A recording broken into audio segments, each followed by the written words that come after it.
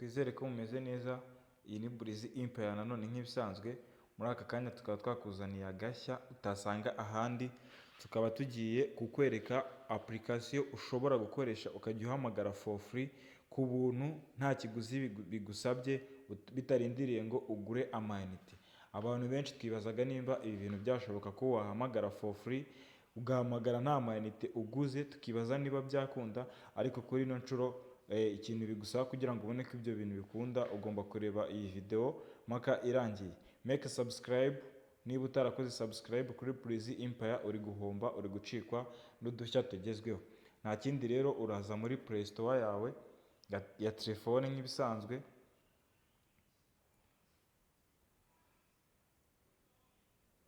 uzemo hano muri search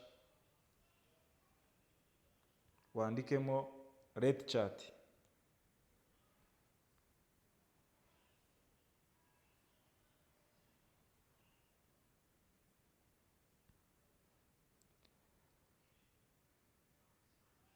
Ukimara kwinjira kuri no application cyangwa se kuri no Play Store ya telefone yawe, ugiye kudownloadinga application ya Red Chat. Ni application yihariye yakozwe n'Abanyafurika, iguhereza gufungura cyangwa se guconnecta nimero zawe zose ufite kuri telefone, ukajya uzihamagara waba ukoresheje Tigo cyangwa se MTN.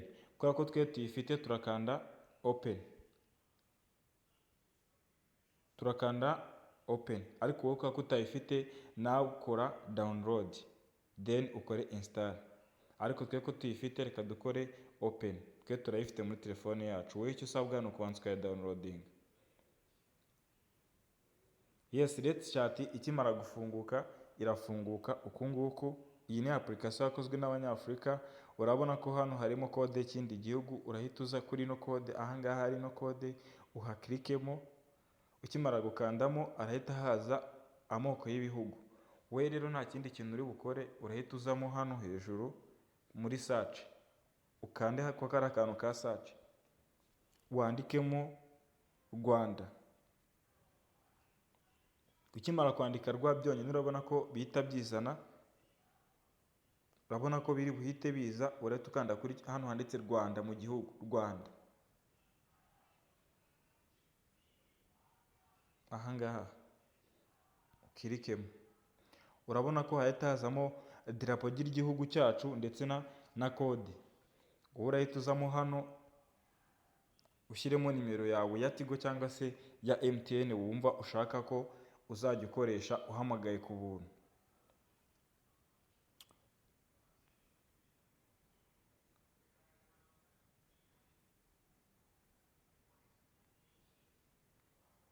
Ibi bintu bisaba ubikore witonze, utirukanse cyangwa se udahubutse. Then ukimara kuzuzamo iyo nimero, urahita ukanda next. Nyuma ya next, urabona ko kuri iriya nimero utanze bari buze kuguherezaho verification code. Urabona ko baduhaye amasegonda, igihe kingana n'umunota cyo gutegereza iyo verification code ikaza muri SMS bisanzwe. Murabona ko verification code baduhaye 3122. Urahita ubyandika 3122. Then nurangiza yo ubwayo irahita ikubaza ati allow Red Chat to access your phone call logs. Urakanda allow Red Chat to access your contact, then wongere wa allowing. Irahita ifunguka gutya, bakubwira ngo enter your name, ushyiremo amazina yawe.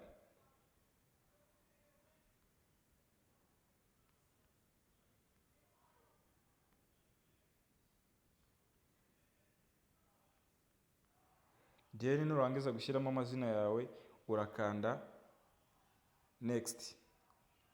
Ahangaha kuri next, complete your profile so that your friend can find you. Then ahangaha ushatse washyiraho pic, ariko kuko twe dashaka gushyiraho ifoto turakanda later.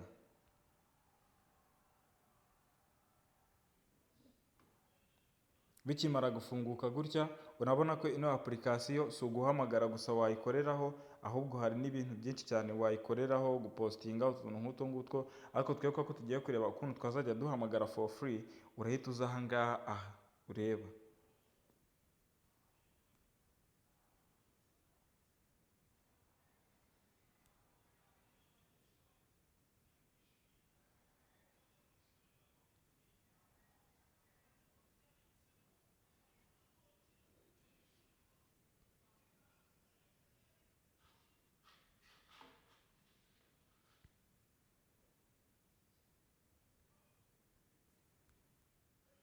Uraza hano kuri call, nurangiza ukande kuri no plus bisanzwe, uba waje kuri no call, urakirikamo hano kuri iyi call, uhita uza hano kuri no plus bisanzwe.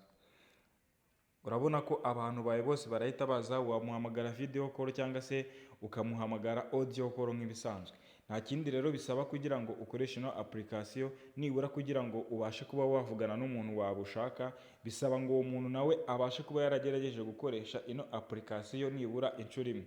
Nta kindi rero bigusaba nk'umuntu ushaka kuganira n'abantu for free, ugomba kuinvitinga inshuti yawe cyangwa se ukayisaba ko igomba gukoresha ino application, nayo igafunguramo account nk'uko mubonye tubigenje. Mugomba gusharinga ino video ku buryo buri umwe wese ushaka ko muzajya muganira for free ataguze INITE, nawe utaguze INITE agomba kuba yarayifunguye nibura inshuro imwe. Iyi application ni application nziza cyane yakozwe n'Abanyafurika nk'uko nabibabwiye imbere hose.